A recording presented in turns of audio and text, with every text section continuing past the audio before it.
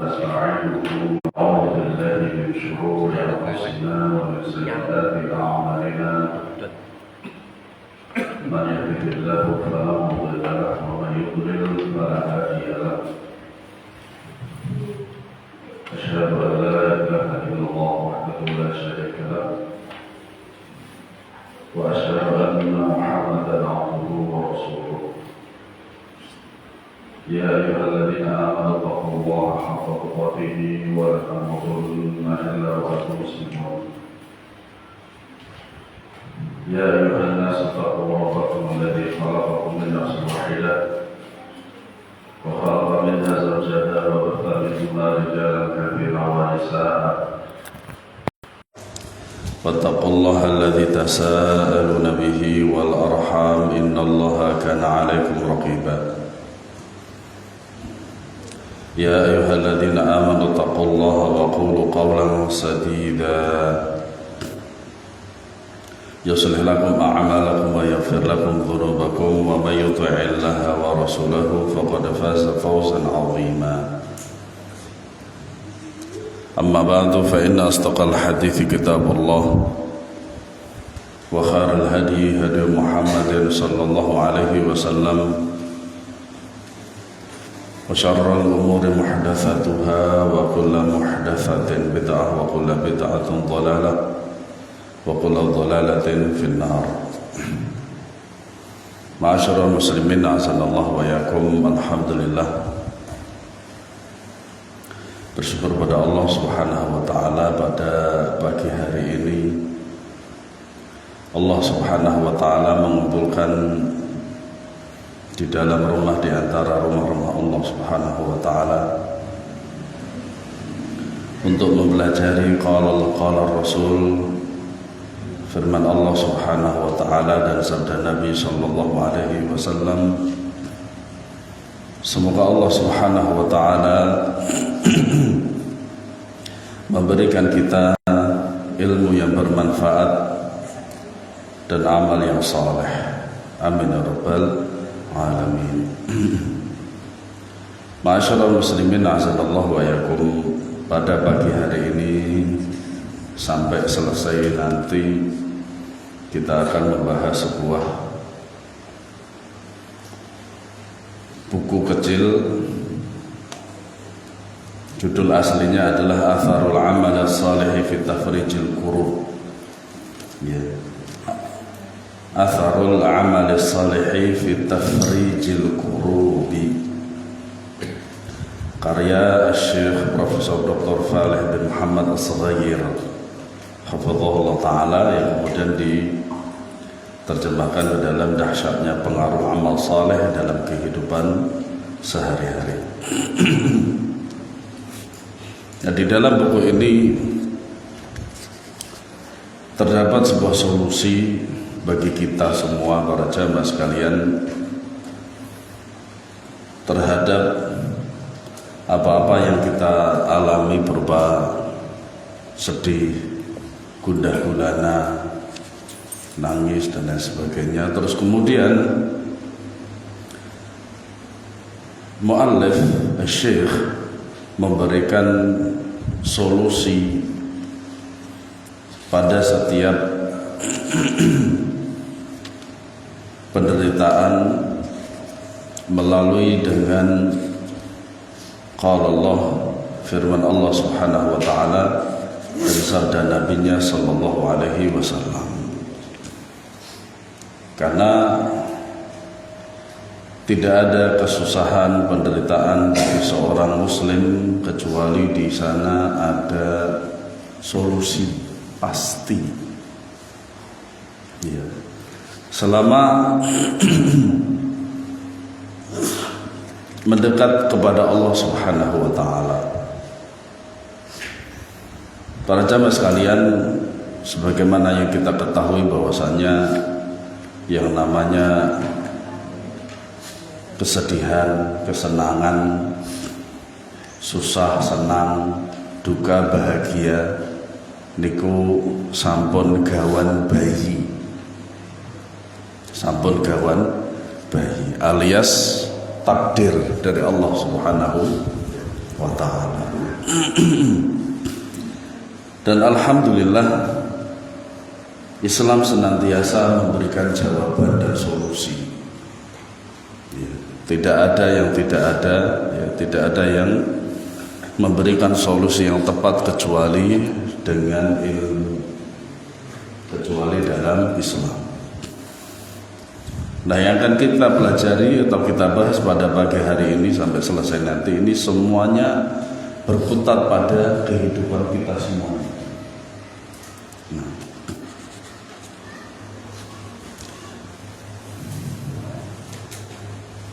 kita mulai dari halaman 5 ya. Langsung kepada inti pembahasan. Macam-macam penderitaan. Pertama, kesengsaraan jiwa ya.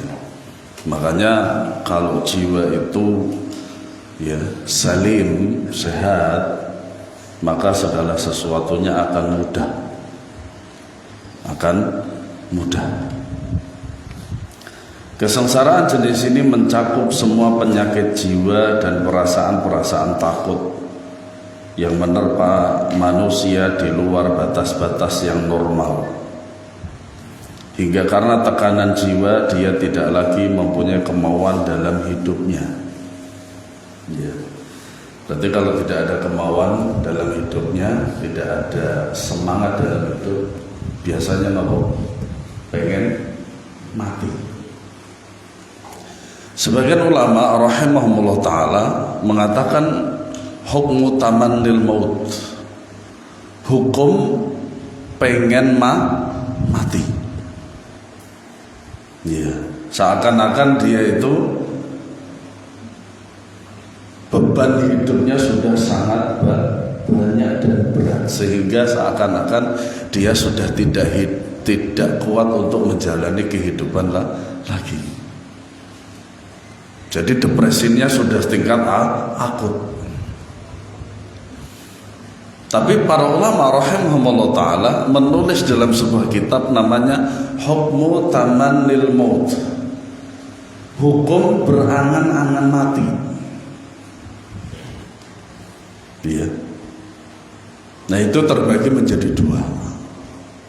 Yang pertama boleh ya, boleh berangan-angan mati itu boleh kalau memang sudah betul-betul tidak kuat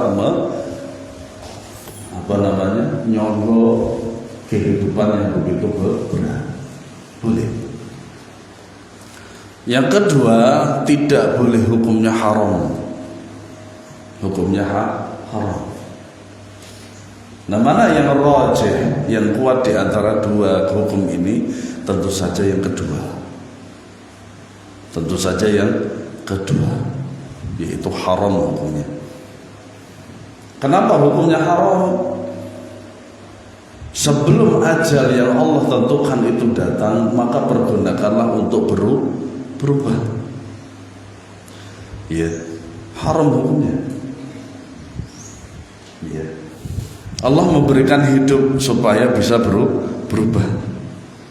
Dan pasti akan bisa berubah. Makanya ayat Al-Quran, innallaha la yughayyiru ma biqaumin hatta yughayyiru ma bi anfusihim. Itu adalah untuk individu-individu kita.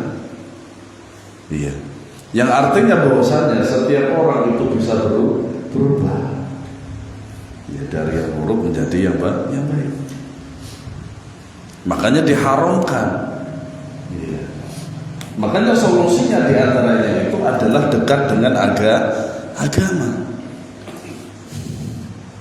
Iya. Nah, kemudian para ulama rahimahullah ta'ala setelah menjelaskan tentang hukum itu ya, bahkan yang membolehkan juga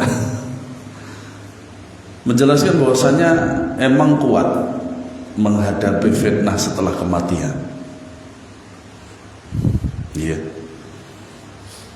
Kadang karena orang nggak paham, nggak tahu tentang bagaimana fitnah di kuburan itu, seakan-akan beban dunia ini itu lebih berat daripada di kuburan. Loh, padahal kuburan lebih berat. Iya. Terlebih lagi napa para jamaah sekalian, saumpamane mboten saged jawab 3 pertanyaan itu, subhanallah. Siapa rohmu, siapa nabimu, dan apa agamamu? 3 pertanyaan ringan. Engkang sampun dipun bocoraken kali Rasulullah SAW 1400 yang lalu, berikut juga dengan jawabannya itu lebih berat dari sekedar gak punya duit, dari sekedar dijahatin orang dan lain sebagainya. Iya.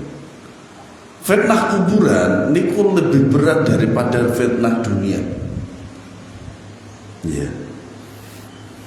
Mulane para jamaah sekalian, para ulama menjelaskan emang sudah siap untuk menghadapi fitnah kuburan. Itu lebih berat. Kalau nggak siap akan menerima konsekuensinya. Kalau di dunia belum siap, masih bisa dirubah. Tasik saged dipun rubah. Tapi nak sampun ten kuburan boten saged para jamaah sekalian. Iya. Dan tidak mau lagi berusaha untuk meluruskan akhlaknya. Makanya para jamaah sekalian, kerupekan dunia, kehidupan dunia yang begitu amburadul, tidak ada penyebab lainnya kecuali dia sendiri. Iya. Sama ketika kita nanti ketika mati di kuburan, selama kita masih hidup, lakukan sesuatu untuk yang bermanfaat untuk ketika kita hidup di kuburan, gitu. Iya. Kesengsaraan ini sangat banyak ragamnya, bahkan telah diadakan berbagai macam kajian dan diskusi yang secara khusus membahasnya. Akan tetapi pada kesempatan ini kita hanya bisa memfokuskan pada sebagiannya saja yang penyebarannya semakin banyak dan semakin meluas pula orang-orang yang tertimpa penderitaan-penderitaan jiwa ini. Antara lain, yang pertama gelisah. Ya. Tapi kalau bagi orang Sunda ini beda lagi. Gelisah. Ya. Kalau bagi orang Jawa beda lagi juga. Kalau orang Sunda gelis itu apa? Cantik. Neng gelis. Kalau bagi orang Jawa Timur cepat. Gitu. Itulah permainan bahasa. Yaitu berlebih-lebihan dalam berpikir yang terus-menerus tentang segala sesuatu. Nah, inilah kadang para jamaah sekalian, berpikir terlalu berlebih-lebihan akan menimbulkan depresi berat, gelisah. Iya. Makanya sebagian dokter mengatakan penyakit itu sebagiannya disebabkan pemikiran yang seperti itu. Iya. Saya teringat dengan anak murid saya. Jadi dia tuh nggak kerasan di pondok itu, karena dipaksa juga sama orang tua. Mondok mau dipaksa, jangan, ngerepotin semua. Mondok itu harus lapang dada semuanya. Iya. Anaknya harus bisa mandiri di pondok, jauh dari orang tua. Orang tuanya juga sama, sekian tahun lamanya tidak bercengkrama dengan anak. Itu harus siap semuanya. Gitu. Dia nggak kerasan di situ terus kemudian minta keluar. Iya. Tapi ada kejadian yang sangat menarik. Napa niku? Dia itu selalu mensugesti dirinya untuk sakit, supaya apa? Orang tuanya mengeluarkan dia dari pondok itu. Ternyata beneran sakit. Sakit apa? Usus buntu. Sugesti itu. Dan antum tahu penyakit usus buntu itu dikatakan sembuh dengan sebab apa? Tandanya apa? Kentut. Kalau dia kentut sembuh. Itu usus buntu itu. Jadi ususnya itu dipotong. Karena apa? Karena ada sesuatu yang tidak berjalan di dalam usus itu, sehingga dia harus dioperasi kemudian dipotong. Nah itu jadinya seperti itu, nyusahke. Kalau gelisah dia sendiri yang menanggung nggak apa-apa, silakan saja. Nah kalau merepotin orang lain, Iya. Sama saja halnya apakah hal-hal yang besar ya, atau tinggi atau pada hal-hal kecil dan sepele. Begitu pula dalam berpikir yang terus-menerus tentang bagaimana menanggung beban berat masa depan dan tanggung jawabnya. Kalau akhirat tidak masalah para jamaah sekalian. Karena memang akhirat berat, terutama ketika di kuburan itu berat itu kalau tidak kita siapkan dari sekarang. Dan ini adalah penyakit jiwa yang merasuk ke dalam jiwa melalui godaan-godaan syaitan kepada manusia dengan cara membesar-besarkan perkara-perkara yang terjadi di sekitarnya walaupun perkara itu kecil. Makanya sering kita dapati sebagai tetangga sebenarnya perkara itu kecil tapi ini dibesar-besarkan. Nah itu berarti jiwanya sedang terganggu. Jiwanya sedang terganggu. Perasaan gelisah ini termasuk salah satu jenis dari kesengsaraan yang manusia selalu di bawah tekanannya selama beberapa masa dalam kehidupannya. Padahal nikmat Allah itu lebih banyak daripada ya nikmat Allah. Ya. Nikmat Allah lebih banyak para jemaah sekalian. Ya. Di saat kita sarapan sambal sama tempe tok, nasinya panas, itu nikmat. Di saat orang kaya itu tidak bisa menikmati senikmat itu. Kadang kita aja makan sambal sama tempe penyet aja, masya Allah sudah sangat bahagia sekali. Iya. Makanya sekarang kula jenengan cobi menghitung nikmat Allah lebih banyak atau nikmat Allah yang lebih banyak. Sekarang umur kita berapa? Iya. Kita sakit berapa kali? Iya, sakit berapa kali? Kemudian seger-buger berapa lama kita itu? Nah itu bandingkan. Berarti kalau lebih banyak nikmat Allah daripada kesengsaraan yang kita dapati. Kadang orang membebani diri. Sebenarnya dia tidak terlalu boten pati mikir, tapi terlalu dipikir-pikir akhirnya ini masalah gede. Nah ini masalah nih. Iya. Apalagi jika dia berpaling dari agama Allah dan menjauhkan diri dari sunnah nabinya, lalu ia mengikuti apa yang dibisikkan kepadanya oleh musuh pertamanya, yaitu syaitan. Maka pada saat itu Allah akan memberi cobaan kepada tipe manusia seperti ini dengan memberinya kegelisahan sebagai hukuman atas perbuatan maksiat yang telah dilakukannya, atau sebagai cobaan agar dia kembali kepada Allah dan mengikuti jalannya. Maka ketika seorang itu dalam keadaan gelisah harus dicari solusinya. Iya. Karena ada sebagian manusia niku niku kerasan banget untuk dapat masalah, ya. Dan selalu nyari masalah itu salah. Orang itu nyari ketenangan para jamaah sekalian, nyari ketenangan ini malah nyari masalah gitu. Ya. Nanti kalau dikucilkan oleh masyarakat baru tahu. Nah. Kegelisahan ini diantaranya sebabnya apa? Jauh dari Allah Subhanahu wa ta'ala, jauh dari Al-Quran, jauh dari sunnah Nabi Shallallahu Alaihi Wasallam. Iya. Makanya tidak ada solusi yang pas untuk bagi orang seperti ini kecuali kembali kepada Allah Subhanahu wa ta'ala. Solusi untuk keluar dari kegelisahan adalah hendaknya manusia mempersembahkan amal solehnya kepada Allah dengan ikhlas hanya untuknya, atau meninggalkan apa yang selama ini dia perbuat berupa maksiat dan perlawanan. Lalu dia kembali kepada Allah dengan tunduk merendahkan diri, bertawasul kepadanya, membaca Al-Quran dan memperbanyak istighfar. Langkah pertama dari solusi kegelisahan niki adalah banyak istighfar. Ya. Mulane kan sawise salat niku sing disyariatkan napa para jemaah? Istighfar.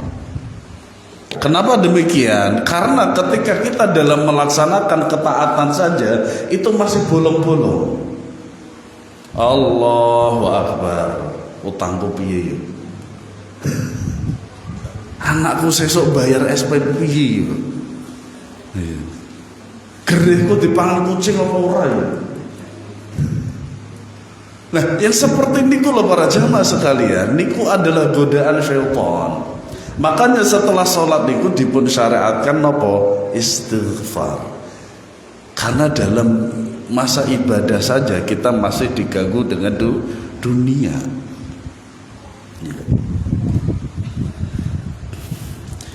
Dengan harapan semoga Allah Subhanahu wa taala menghilangkan kegelisahannya sehingga kesehatan dan keharmonisan hidupnya kembali kepadanya. Orang sehat kan senang.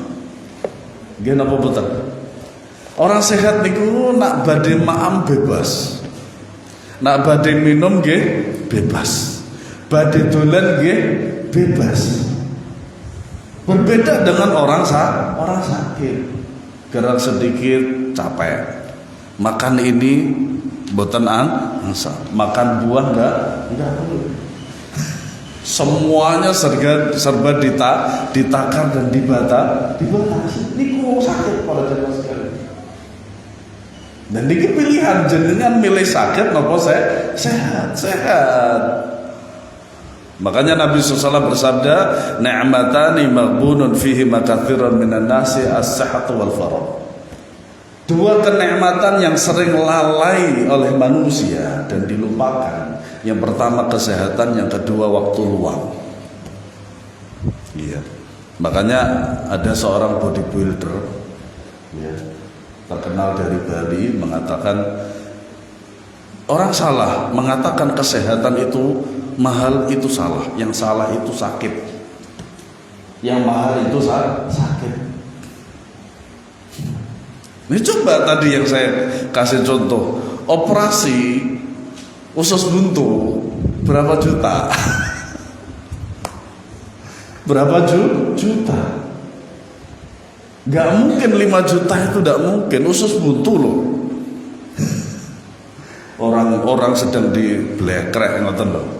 Terus kemudian dipotong ususnya, terus kemudian disambung lagi biar bisa aktif lagi, kemudian dijahit lagi, kemudian dipastikan kalau dia sudah sehat. Nah itu kan subhanallah.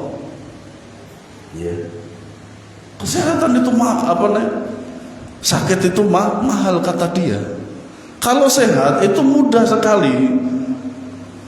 Kita jalan dari musola ini, mubeng beberapa kali, itu sudah sehat loh. Makanya apa, jalan itu olahraga tanpa resiko. Ya itu sudah sehat.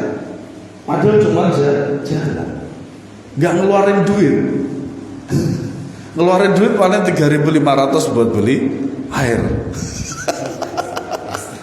Es teh. Yo cetok, mosok baru olahraga ke es teh. Olahraga itu murah. Ya. Saya pernah olahraga di Ragunan, Taman Marga Satwa Ragunan di Jakarta Selatan. Selama 4 jam non-stop jalan. Ya. Cuman saya kalau istirahat cuma 15 menit.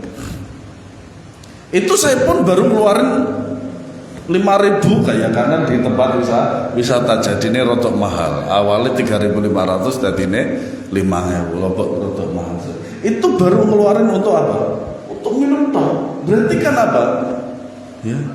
Sehat itu murah. Iya. Kan mbah-mbah dulu ada mbah-mbah juga masih di sini. Kan dulu makanannya apa? Ya ubi. Ya telo dan lain sebagainya. Itu murah. Kalau sekarang ente sakit apa? Kowe loro apa kok mangan ngene iki? Dikira kalau dia makan polo pendem itu dikira sakit. Kalau dulu makanan sehari-hari karena mudah dan itu sehat. Nah, Rasulullah SAW telah menyebutkan bagaimana cara mengobati kesengsaraan ini dan sarana untuk bisa keluar darinya ketika hal itu menimpa manusia. Makanya ada yang mengatakan psikologi itu mahal. Biasanya kalau orang-orang di kota nih, orang-orang di kota itu biasanya kalau depresi kemana? Psikologi. Psikologi itu mahal loh. 1 jam dialog itu berapa juta itu? Dialog itu mahal gitu. Makanya jenengan niku sering-sering ngobrol kali kanca-kanca ben gak dikira apa gak banyak pikiran. Makanya kalau orang semakin banyak pikiran tapi gak memberikan pengaruh depresi, itu bagus.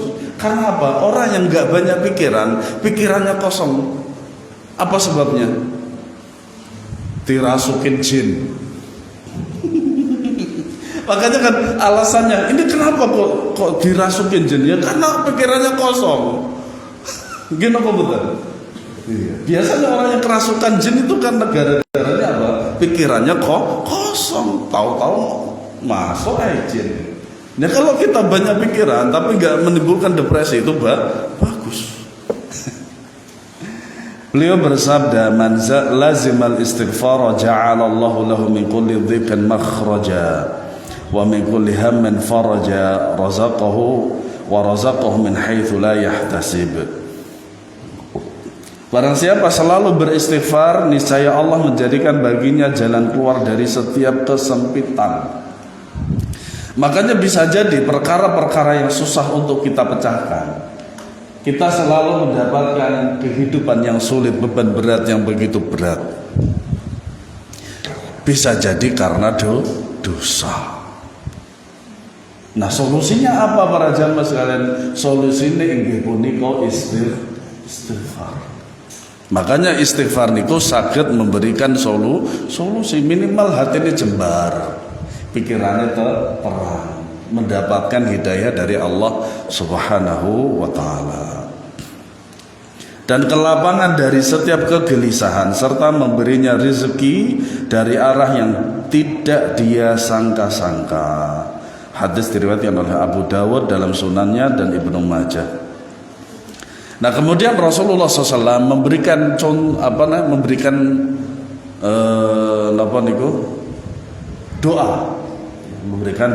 doa. Rasulullah Al-Amin telah mengajari kita doa pada saat-saat kita mengalami kegelisahan dan kesedihan. Beliau bersabda, ma qala 'abdun qattun idza asabahu hammun wa haznun.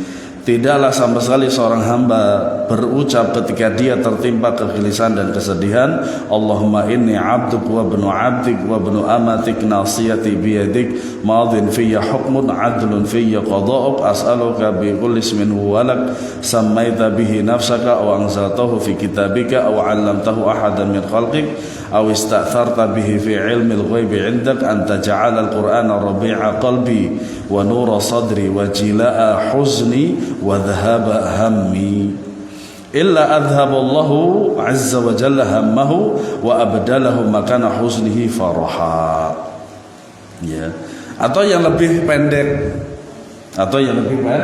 niki, Allahumma inni a'udzubika minal hammi wal hazan wal ajzi wal kasal wal bukhli wal jubni wa dhala'id daini wa ghalabatir rijal.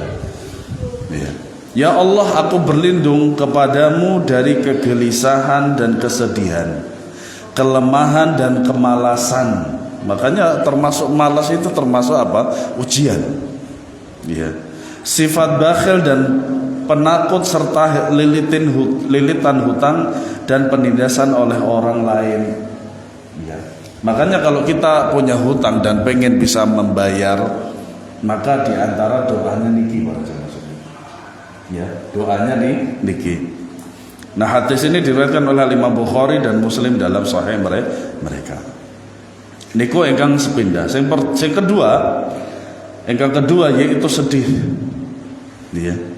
Siapa di antara kita sing boten nate sedih? Wong sing kelihatane wajahe bungah niku ya saged sedih. Kan biasanya ngoten kan, sebagian wajah manusia itu dari segi zahir itu selalu kelihatan apa gembira, bahagia, tapi ya sedih loh. Cuman dia menutupi kesedihannya itu dengan wajahnya yang gembira. Kita nggak tahu kalau dia punya duit apa enggak. Kita nggak tahu kalau dia punya penyakit atau tidak. Ya.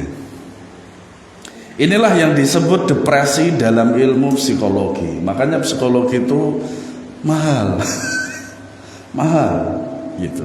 Ya. Pada umumnya keadaan ini terjadi disebabkan kejadian tertentu pada kehidupan atau beberapa kejadian, seperti kehilangan seseorang yang dicintai, kerugian materi, sakit, keadaan sosial yang tidak cocok, dan sebab-sebab lainnya mengakibatkan timbulnya kesedihan pada diri sendiri. Ini adalah perkara wajar yang akan menimpa setiap manusia dan merupakan fitrah di dalam jiwa yang tersembunyi di dalamnya.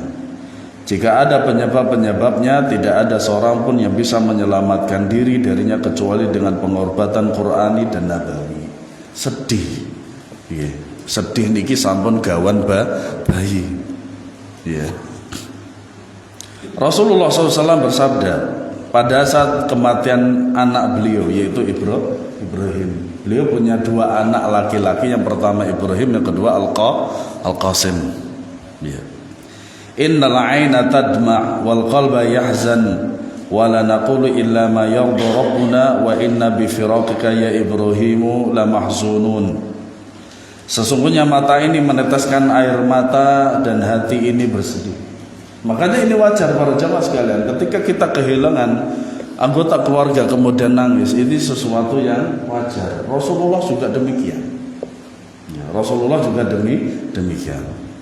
Namun kita tidak berkata-kata kecuali yang diridhai Tuhan kami. Makanya niyahah, meratap hukumnya haram. Ya, aku nggak bisa hidup tanpa kamu. Alah bel. Nyatanya sebelum menikah dia masih hidup. Kan biasanya nonton kan, bocah-bocah yang pacaran nih lho. Terus setelah putus, aku nggak bisa hidup tanpa kamu, lah bel. Nyatanya sehari setelah dia putus masih tetap hidup. Yo sik mangan, yo sik ngopi, yo sik jajan. Itu kebohongan yang nyata. Itu kebohongan yang nyata para jemaah sekalian. Ya. Dan sesungguhnya kami benar-benar bersedih karena berpisah darimu wahai Ibrahim. Tidak masalah, tapi tidak boleh berlebihan. Niyahah, ya, dalam istilah syar'inya apa? Niyahah atau meratap. Dan sebelum itu Nabi Ya'qub alaihissalam telah mengadukan kesedihannya kepada Allah. Pada saat dia kehilangan Nabi Yusuf alaihissalam, dia berkata, innama ashku bathi wa huzni ilallah. Sesungguhnya hanyalah kepada Allah aku mengadakan kesusahan dan kesedihan. Akan tetapi jika fitrah ini berlanjut hingga masa-masa panjang dan manusia pasrah padanya di setiap waktu-waktunya, serta semakin bertambah banyak dia berpikir tentang perkara yang telah menimpanya, maka hal ini akan berubah menjadi kesengsaraan jiwa yang harus segera diobati sebagaimana penyakit lain. Pada saat itu pula kesedihannya akan berubah menjadi pintu gerbang besar di mana syaitan dapat masuk kepada manusia melalui celah-celahnya. Artinya apa? Kesedihan ini jangan berlarut-larut. Sedih itu sekedarnya saja, seakan-akan kok dia tuh sengsara terus gitu. Iya, tidak bisa begitu, tidak boleh begitu. Karena apa? Kebahagiaan yang dia terima itu lebih banyak. Bahkan pada saat setelah dia sedih. Iya. Nggak bisa orang dia sedih itu satu hari full 24 jam itu tidak mungkin sedih. Tidak mungkin sedih. Makanya tidak boleh berlama-lama dalam keadaan sedih nih. Lalu dia akan melakukan apa saja yang dia kehendaki di dalam diri manusia itu berupa rayuan dan godaan dengan menghiasi berbagai macam maksiat dan kemungkaran. Nah, ini sebuah solusi yang buruk dari syaitan para jamaah sekalian. Ketika seorang sedih, gundah gulana dan lain sebagainya, nyari solusinya malah maksiat. Ya, nyari solusinya malah maksiat. Nah, itu sama saja nopo sedih ditambah dengan kesedihan. Bahkan kesedihan yang kedua itu akan lebih berat. Ya. Bahkan bisa jadi dia celaka, dia sirna, dia dan lain sebagainya dengan kesedihan yang kedua tadi. Seharusnya apa? Orang sedih itu dekat dengan Allah, kembali kepada Allah. Ya.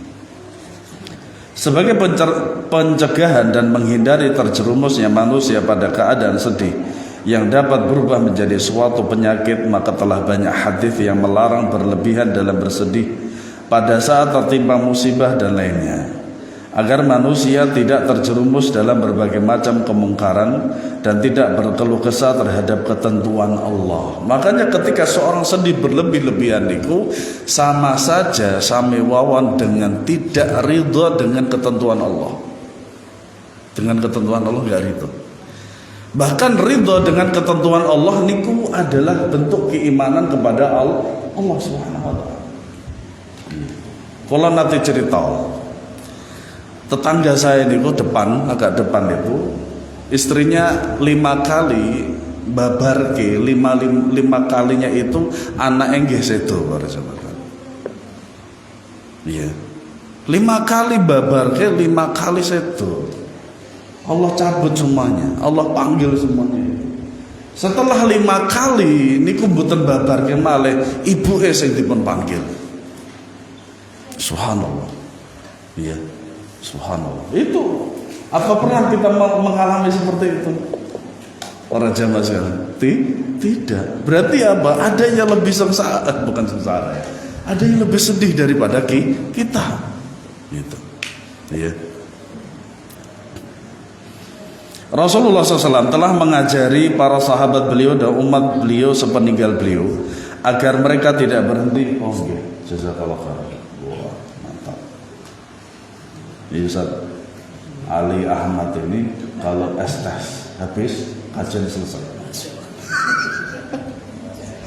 Ya, jadi gelasnya gede sisan.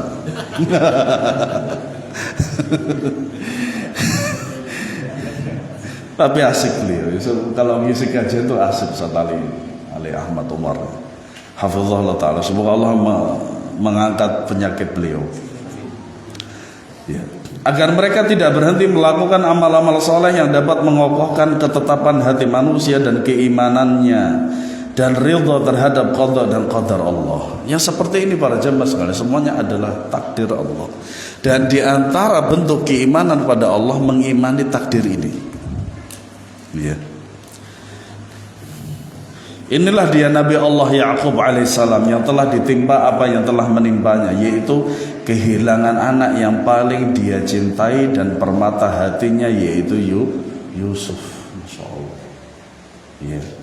Makanya kalau diantara kita menawi nate kehilangan anak yang dicintai, jenengan kedah ya ngaos napa sirahe dipun Nabi Ya'qub dipun contoh. Ya, dipun contoh. Ya. Selama bertahun-tahun dan dia tidak mengetahui apapun tentangnya, dan setelah itu dia juga kehilangan anaknya yang lain saat dia berpergian bersama saudara-saudaranya untuk berniaga ke negeri Mesir. Dia bersedih akan tetapi dia tidak berkeluh kesah. Bahkan dia tetap pada perjanjiannya dengan Allah Ta'ala. Semakin bertambah pula ketergantungannya kepada Tuhannya, semakin bertambah pula keyakinannya kepada Allah dan hikmah-hikmahnya. Dia bersabar dan mengharap pahala kepada Allah. Maka dia berkata, innama ashku bathi wa huzni ilallah. Kemudian yang ketiga, resah.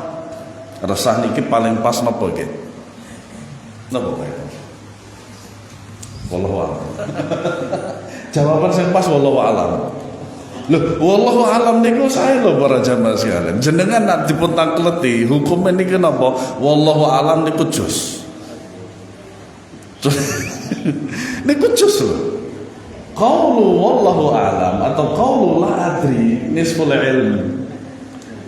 Pertanyaan ketika jenengan dipun tangkleti napa niku tentang agama terutama antara antawis ragu-ragu dengan tidak yakin atau tidak tahu ilmunya, terus ditanya jenengan jawab wallahu alam, itu setengah ilmu niku.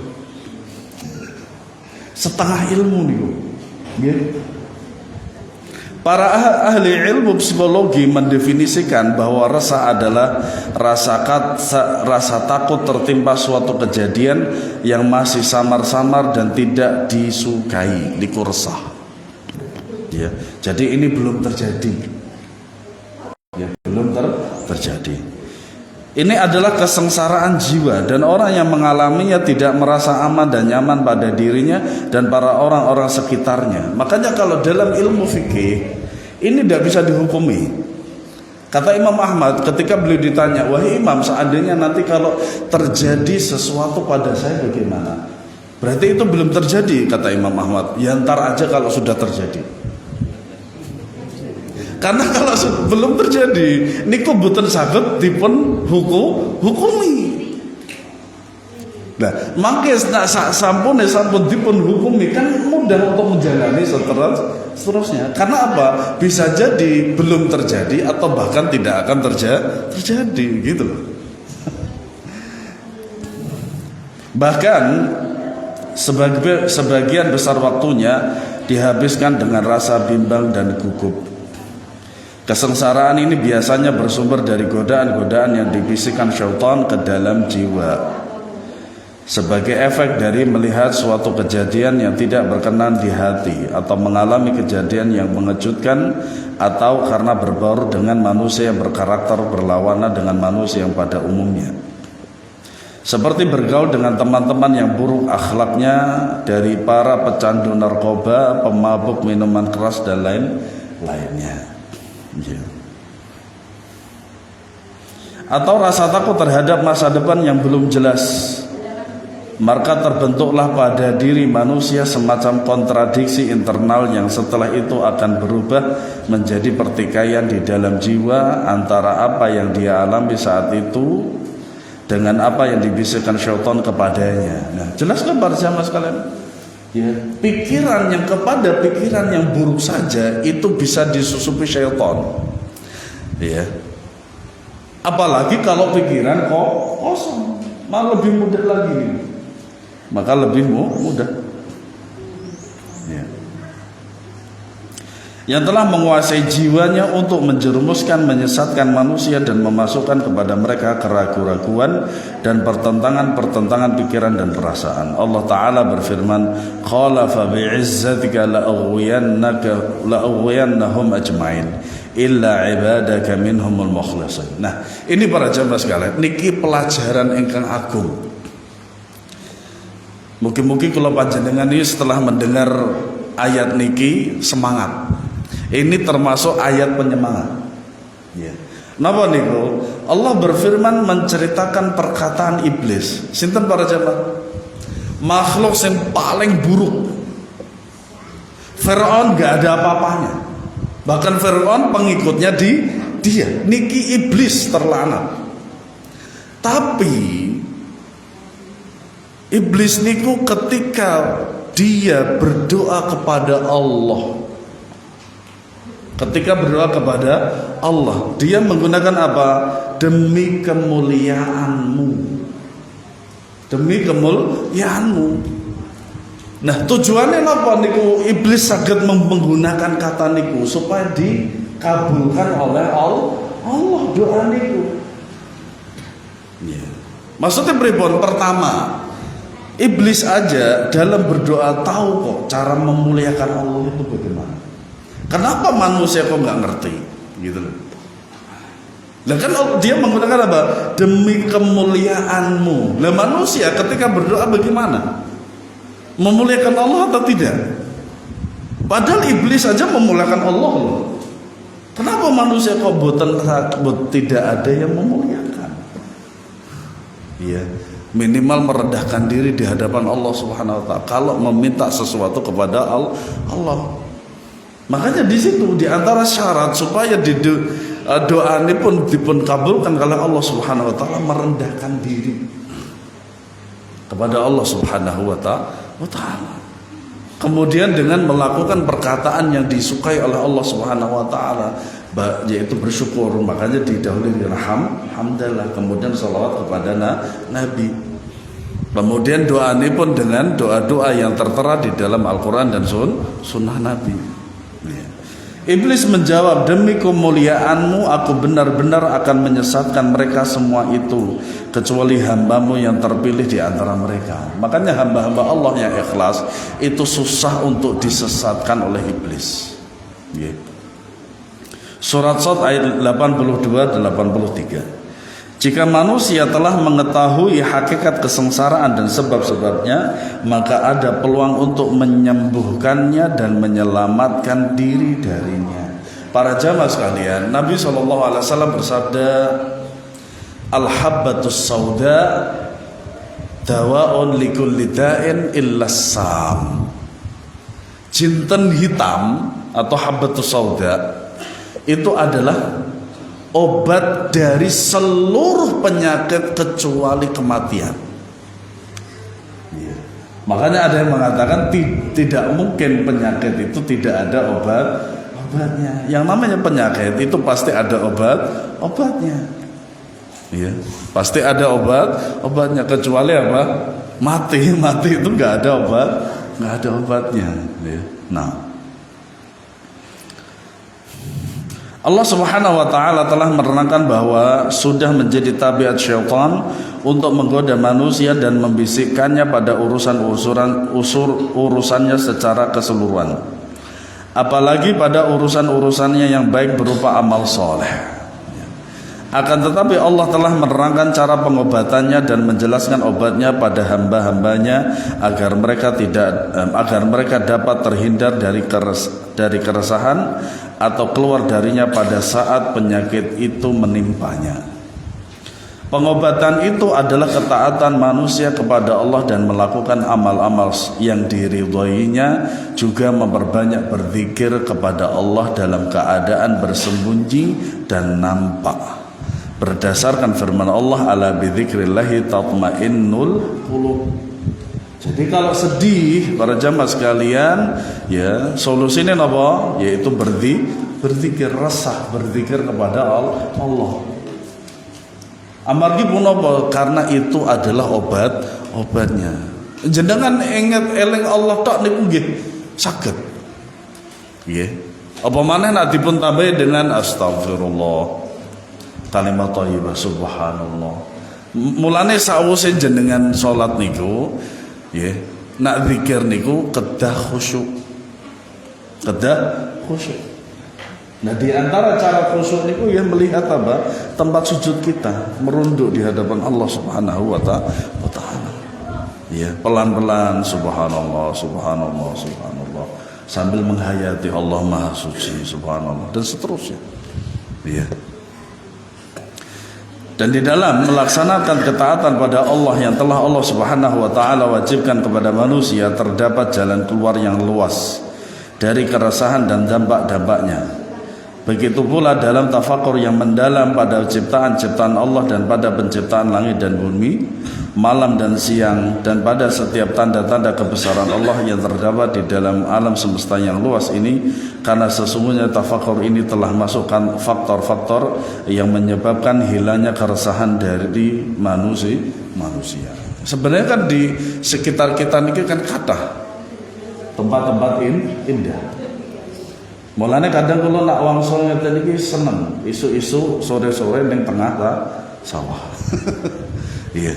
Soalnya nang tiang-tiang Jakarta niku sing dipun padosi nggih ngoten nika. Iya, golek napa? Sawah, kemudian napa? Sungai-sungai ngoten. Untung enggak jegur. Kadang nak ningali napa niku kali gede terus lumayan banjir, kadang jiwa renang saya tuh meronta-ronta. Tenjaranya niku kan wonten kali gede to niku. Niku mbiyen waktu kula SD renangnya teng mriku. Nggih, kadang isu-isu, kadang siang-siang seger. Seger kadang kelelep bareng. Untung saya selamat. Itu. Cuman nak kali berantas dari masuk. Terlalu apa? Deras. Kali midas selengkong ini dari alhamdulillah ada jiwa remang. Nggih. Bukankah Khalilullah Ibrahim sebelum diangkat menjadi nabi telah mengadukan keadaannya dan keadaan orang-orang yang ada di sekelilingnya yang menyembah patung-patung. Tidak ada yang dia lakukan kecuali menghadapkan wajahnya ke langit untuk bertafakur dan menghayati kerajaan Allah Subhanahu wa taala, di mana perhatiannya tertuju kepada bintang-bintang, kemudian pada bulan, kemudian pada matahari, dengan harapan semua benda itu dapat menjadi Tuhan. Jadi pencarian Nabi Ibrahim kepada Tuhannya itu sangat menakjubkan sekali. Ya. Jadi ketika beliau melihat bulan, beliau mengatakan hadza rabbi. Ini Tuhanku. Falamma afala qala la uhibbul afilin. Ketika bulan itu sudah hilang, dia mengatakan aku enggak suka dengan sesuatu yang hilang. Masa Tuhan hilang? Masa Tuhan hilang? Kan nggak mungkin ya. Kemudian ketika bertemu dengan bintang-bintang, dia mengatakan hadza rabbi. Ketika ketemu dengan matahari, hadza rabbi huwa akbar. Bukan antum loh ya. Ketika dia melihat matahari, ini Tuhanku, karena dia lebih gede daripada bulan dan daripada bintang. Falamma afala qala la uhibbul afilin. Ketika matahari itu hilang, dia mengatakan kok Tuhan hilang? Ya. Sehingga apa? Nabi Ibrahim dikatakan disebut sebagai bapaknya tauhid. Ya, bapak tauhid. Ya. Akan tetapi ketika semua benda itu berangsur-angsur lenyap, maka dia berlepas dari perbuatan kaumnya dan mengumumkan penyembahannya kepada Allah yang Maha Esa, yang telah mengatur bintang-bintang, bulan, matahari dan seluruh alam. Karena enggak mungkin para jemaah sekalian, bulan, bintang, matahari itu adalah makhluk dan semuanya terbatas. Semuanya terbatas. Matahari nanti sore dia sudah hilang, berarti terbatas. Bintang-bintang ketika malam hari dia nampak, tapi kalau sudah datangnya pagi hilang. Begitu juga dengan bulan. Nah, Nabi Ibrahim berpikir meringkas, berarti ada yang lebih hebat dari ketiganya itu, yaitu Allah Subhanahu wa taala. Ya.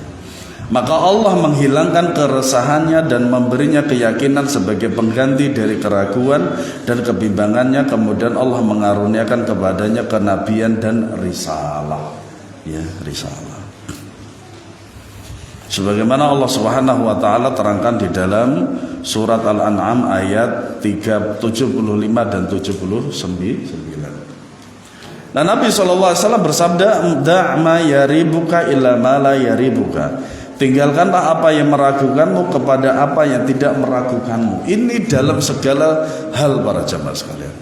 Jangan seumpamanya menghadapi sesuatu yang meragukan, tinggalkan. Nah, menuju kepada sesuatu yang membuat yakin. Mulanya dalam kajian kaidah fiqhiyah niku ada kaidah bahwasanya apa? Al-yaqinu la yuzalu bisyak. Keyakinan tidak bisa hilang dengan keraguan. Ya. Dan itu banyak contohnya. Maka keyakinan itu yuzalu bil yakin. Sebagian kebalikan daripada kaidah niku. Maka keyakinan itu harus bisa dihilangkan dengan keyakinan pula. Dan nanti insyaallah akan kita bahas itu insyaallah taala ya. Sehingga seorang mukmin tidak terjerumus pada kegelapan, keraguan, keresahan dan kebimbangan, lalu dia berjalan pada cahaya keyakinan dan petunjuk. Ya, jadi setiap penyakit, setiap sesuatu itu pasti ada obatnya. Kemudian yang keempat, takut. Ya, takut. Ya. Dulu ketika saya kecil, Pak, delok jaranan yang tenjegret mriki saking Jatin yo nak dhewean nggih wedi. Soalnya napa? Wonten 2 kuburan. Orang kalau melewat kuburan pasti di dalam pikirannya sudah terbentuk siapa? Yo kuntilanak, yo sundel bolong, yo pocong, gelondong pringis dan lain sebagainya. Akhirnya kadang mau lihat tontonan di sini aja susah. nggak jadi. Nggak sekarang ya nggak masalah, kan begitu. Karena apa? Orang sudah terpatri duluan dalam pikirannya takut. Padahal juga nggak ngapa-ngapain itu kan kuntilanak. Cuman nongol aja udah gitu. Nggak ngapa-ngapain tuh Pak. Nggak ngapa-ngapain. Ngamplem ya orang itu nih ya orang cuma nampakkan di diri, ngapain juga takut gitu loh. Kadang itu tadi sebagian orang skeptis takut berlebih-lebihan begitu ya, padahal cuma kucing geludak gitu nganti takut lari dikira apa kuntilanak, padahal kuntilanak diem aja gitu loh, introvertnya parah dia itu. Yeah. Sebagian ahli psikologi mendefinisikannya bahwa ia keresahan jiwa atau goncangan jiwa yang tunduk pada akal. Subhanallah. Leres nih. Seseorang merasa gelisah dalam kondisi tidak terkendali di mana keadaan jiwanya diliputi rasa tercekam yang tidak seperti biasanya. Dia merasa kesulitan untuk menguasai dan mengatur dirinya. Ada 2 macam rasa takut, positif dan negatif. Adapun yang pertama, positif niku saya, negatif niku mboten saya. Takut kepada Allah dan hukumnya serta dari siksaannya. Rasa takut ini sangat penting bagi manusia dan sangat diperlukan karena dalam memotivasinya untuk beribadah kepada Allah Ta'ala.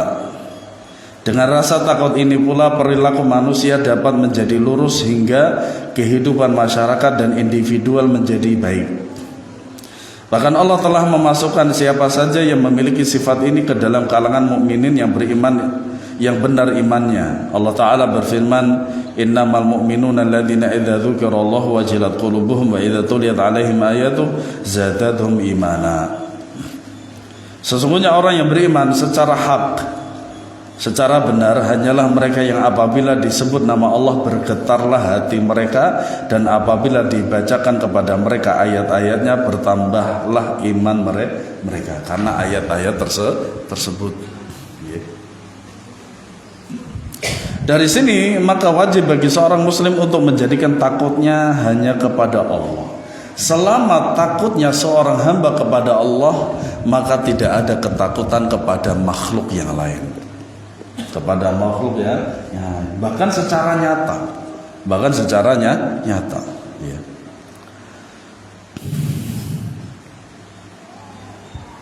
Sebagai sayap yang dengannya dia dapat terbang menuju Allah Ta'ala dalam perjalanan hidupnya, sementara sayapnya yang lainnya adalah harapan untuk mendapatkan apa yang dituntut di dunia dan di akhirat. Itu yang pertama. Kemudian yang kedua, sedangkan macam yang kedua negatif, berarti bukan saya, ya. Yaitu takut kepada selain Allah. Takut kepada Allah tidak takut, tapi kepada selain Allah takut. Contoh pejabat, senang betul kalau kita ngomongin pejabat. Pejabat itu pada awalnya adalah seorang pengemis. Leres napa boten? Leres napa boten? Ya, ketika dia mencalonkan diri sebagai pejabat, kan kemis-kemis dan jenengan. Leres napa boten? Pengemis itu hukumnya haram. Jadi nak wonten pengemis niku jenengan kedah nolak. Karena secara hukum syar'i dibenarkan. Ketika dia menjadi pejabat, apa yang dilakukan pertama kalinya? Korupsi, nyolong. Nggih. Nggih napa mboten? Kan dia harus balik modal, MM-an gitu. Nah, kalau sama saya MM-an, makasih Mas gitu. Ya, ngoten. Kemudian ketika rakyatnya sedang susah, dia nggak mau datang ke rakyat seperti sekarang di Sumatera dan seterusnya. Semoga Allah Subhanahu Wa Taala menyelamatkan mereka semuanya, karena mereka saudara kita. Ketika di Sumatera itu, siapa pejabat yang datang? Kalau datang penuh pencitraan, gotong beras. Selain itu di sampingnya puluhan orang nggak ngapa-ngapain. Ya, kemudian kamera banyak, ya. Kemudian dia korupsi dan seterusnya. Ya seperti yang kita ketahui saat ini. Mulanya napa para jamaah sekalian, pejabat kita, ya seperti itu. Nasallallahu salamata wal afiyah, ya. Nah, ajibnya ketika mereka itu disumpahnya dengan apa para jamaah? Al-Quran. Makanya Profesor Salim Said di LC waktu itu. Jadi ada beberapa negara yang takut kepada negara yang lain. Seperti Singapura mungkin takut sama ini. Nah, Indonesia ini nggak ada yang takut. Tuhannya aja nggak takut. Nah, maksudnya gimana? Ya, Tuhannya aja ndak takut. Makanya setelah dijanji dengan Al-Quran itu, setelah itu apa? Mengingkari janjinya. Itu aja udah ndak takut. Ya. Maka ini adalah takut yang boten saya para jamaah sekarang negatif, gitu. Ya.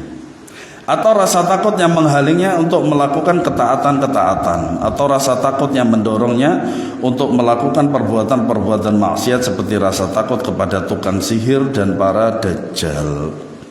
Ya. Dan terdapat juga macam yang ketiga, yaitu rasa takut manusiawi atau alami yang tidak menjurus kepada perbuatan maksiat atau meninggalkan ketaatan. Seperti takut pada kegelapan bagi siapa yang tidak terbiasa dengan keadaan gelap. Di awal-awal, kalau ada orang lewat di kuburan takut, itu wajar. Atau di rumah angker, namanya juga rumah angker, pasti di dalamnya nopo ya ngoten niku. Ya. Tapi kalau kelamaan seperti itu, lama kelamaan terus menjadi kebiasaan, akhirnya buruk, tidak baik. Rasa takut ini bisa menjadi takut yang positif jika dapat menghalanginya diri melakukan perbuatan maksiat atau membawanya untuk melakukan ketaatan. Dan bisa pula menjadi takut negatif jika keadaannya kebalikan dari itu.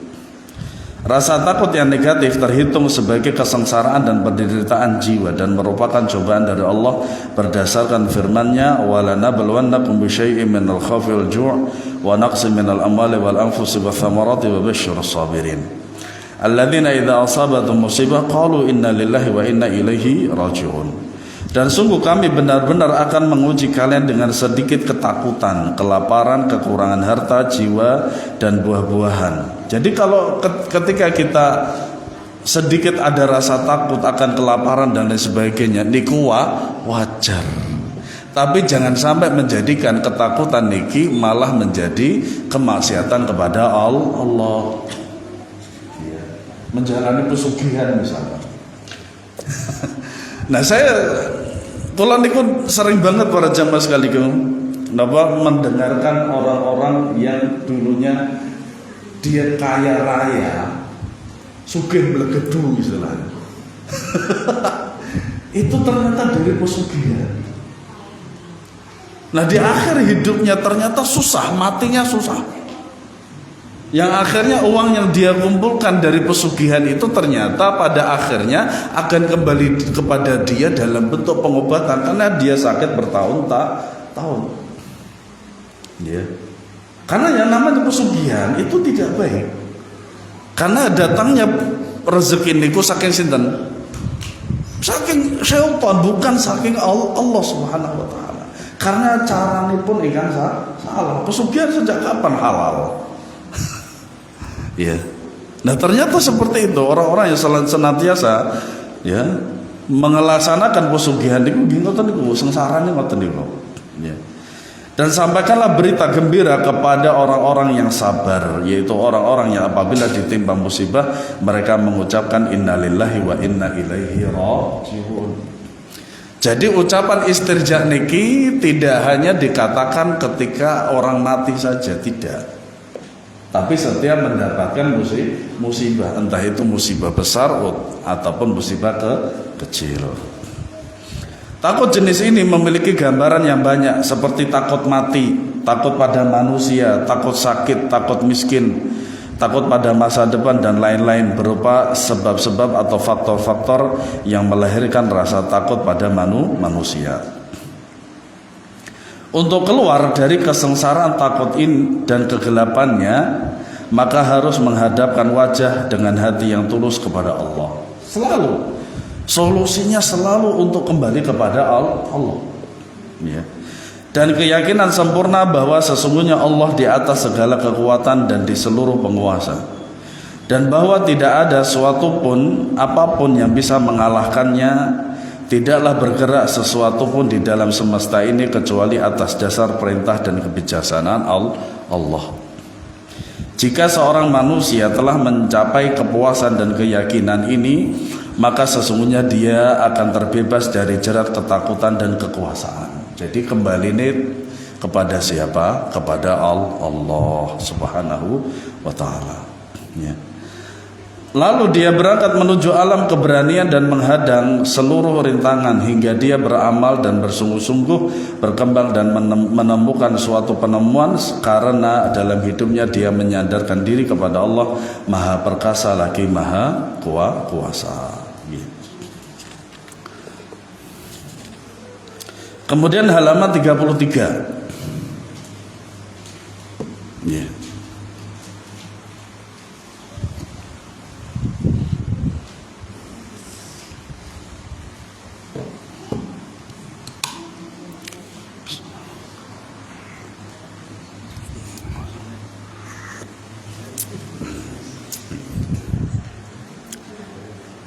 Yang kelima yaitu putus asa. Yaitu gambaran atau khayalan pada jiwa akan hilangnya harapan untuk melepaskan diri dari situasi dan kondisi sulit yang menderanya. Dan ini adalah kebalikan dari sikap optimis. Optimis itu kebalikannya putus asa atau pesimis. Pesimis niku nggih istilahnya napa suudzon.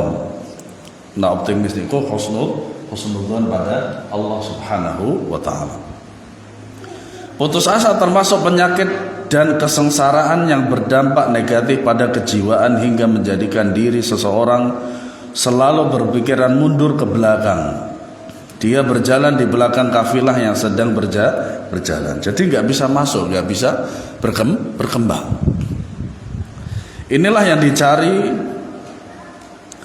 dan diharapkan syaitan, dan inilah puncak kebahagiaan dan kegembiraannya. Kemudian putus asa juga dapat membantu merealisasikan tujuan musuh-musuh Allah yang mereka berupaya dengan segala sesuatu yang mereka miliki berupa kekuatan materi, kekuatan media, dan kekuatan-kekuatan lainnya agar jiwa anak-anak dari umat ini disusupi rasa putus asa, hingga umat ini menjadi pengikut mereka di setiap perkara-perkara mereka, hingga kekuatan musuh ini semakin mengejutkan, ya. Jiwa anak-anak umat ini semakin hebat akalnya, industrinya, dan kemajuannya, hingga anak-anak umat ini berkata, kita tidak bisa mencapai apa yang telah mereka capai. Ini sudah putus asa. Perkataan ini dinilai sampun putus asa. Hingga terjadi adalah inilah keadaan kami dan itulah keadaan mereka. Gak mau berkembang sama sekali. Padahal masih ada kekuatan dan pengharapan kepada Allah Subhanahu wa taala. Dan ini adalah kesengsaraan besar dan penyakit berbahaya yang mana sekelompok besar dari kalangan kaum muslimin menderita di bawah tekanannya. Dan satu-satunya jalan keluar bagi orang yang menderita penyakit putus asa adalah hendaklah dia menjadikan Allah sebagai sandarannya dengan mengikhlaskan doa-doa kepadanya. Ya. Jadi dari sekian permasalahan dunia dalam jiwa niku, ya, solusinya adalah kembali kepada Allah dan melakukan amal-amal kebajikan yang itu entah untuk kembali kepada dirinya sendiri atau tidak. Ya. Tapi segala sesuatu para jamaah sekalian, amal-amal soleh niku akan berpengaruh pada diri sendiri, akan kembali kepada diri sendiri. Itu pasti. Ya. Agar dia dapat terbebas dari rasa putus asa yang menimpanya, karena sesungguhnya perkara itu ada pada rahmat Allah dan karunia-Nya, dan itu adalah suatu hal yang pasti.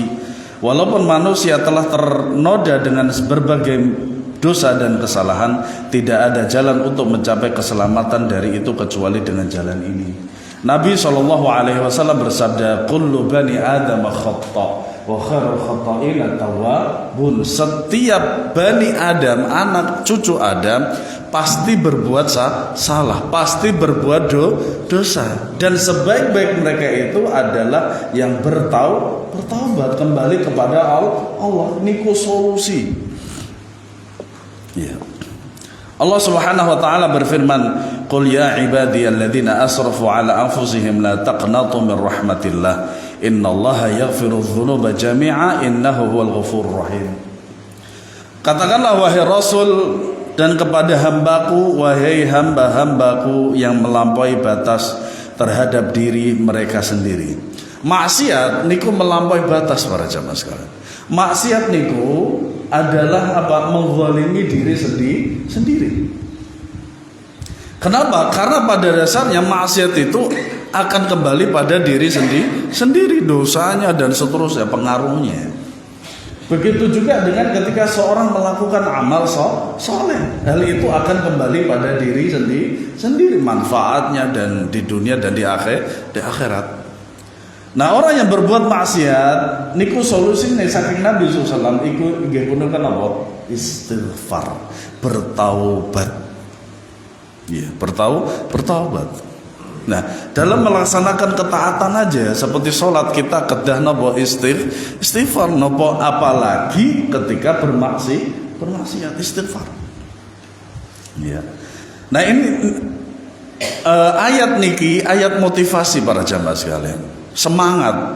Kalau panjenengan niki kedah semangat ketika melakukan kemaksiatan, kedah semangat untuk kembali kepada Allah. Apa kata Allah Subhanahu wa taala? Janganlah kalian berputus asa dari rahmat Allah. Rahmat Allah itu sangat luas sekali. Umpama kula panjenengan bermaksiat, berbuat dosa, empun khawatir, empun berputus asa. Rahmat Allah niku sangat luas. Ketika kita berbuat dosa, kita istighfar, Allah mengampuni dosa kita. Ketika kita berdosa, bertobat, Allah mengampuni dosa kita. Niku sing kedah dipun camke para jamaah sekalian. Nggih. Sesungguhnya Allah mengampuni dosa-dosa semuanya. Semua dosa diampuni. Bahkan dosa syirik pun yang jelas Allah tidak mengampuni, bisa diampuni kalau pelakunya bertaubat. Ya. Innallaha la yaghfiru an yushraka bihi wa yaghfiru ma duna dzalika liman yasha. Doa syirik itu memang kata Allah dalam ini tidak diampuni sama sekali. Nah, adapun dosa selain syirik walaupun menggunung besar banyak tetap diampuni. Tapi dosa yang pertama yaitu syirik diampuni kalau pelakunya bertaubat. Masya Allah. Begitu luasnya rahmat Allah. Sesungguhnya dialah yang maha pengampun lagi maha penyayang. Surat Zumar ayat 53. Telah disebutkan dalam hadis qudsi yang sahih. Ana 'inda dhanni 'abdi bi wa ana ma'ahu idza dzakarani. Fa in dzakarani fi nafsihi dzakartuhu fi nafsi wa in dzakarani fi mala'in dzakartuhu fi mala'in khairin minhum wa in taqarraba ilayya bi shibrin taqarrabtu ilayhi dhira'a wa in taqarraba ilayya dhira'an taqarrabtu ilayhi ba'a wa in atani yamshi ataituhu harwalah. Aku sesuai prasangka hambaku kepadaku. Nah, inilah yang disebut dengan dzan. Maka kita harus selalu berhusnudzan kepada Allah Subhanahu wa taala. Dan aku bersamanya jika dia mengingatku, dan jika dia mengingatku dalam dirinya, aku mengingatnya dalam diriku. Jika dia mengingatku di tengah orang banyak, aku mengingatnya di tengah orang banyak yang lebih baik daripada mereka. Apabila dia mendekat kepadaku sejengkal, maka aku akan mendekat kepadanya sehasta. Jika dia mendekat kepadaku sehasta, aku mendekat kepadanya sedepa. Jika dia mendatangiku dengan berjalan, aku mendatanginya dengan berjalan cepat. Kemudian halaman 38, Allah Ta'ala berfirman, walladzina kafaru biayatillahi wa liqa'ihi ulaika ya'isu min rahmati wa ulaika lahum adzabun alim. Dan orang-orang kafir. Nah, di sini di ayat ini para jamaah sekalian disebut orang-orang kafir. Dan alhamdulillahirabbil alamin, Allah menjadikan kita orang-orang yang beriman. Dan orang-orang yang kafir terhadap ayat-ayat Allah dan pertemuan dengannya, mereka putus asa dari rahmatku, dan mereka itulah mendapat azab yang pedih. Ya, makanya napa solusinya adalah napa? Solusinya adalah kembali kepada Allah Subhanahu wa taala. Kita break dulu. Ya. Baru datang dah break. Enggak apa-apa, Pak. Masih ada ilmu, Pak. Insyaallah.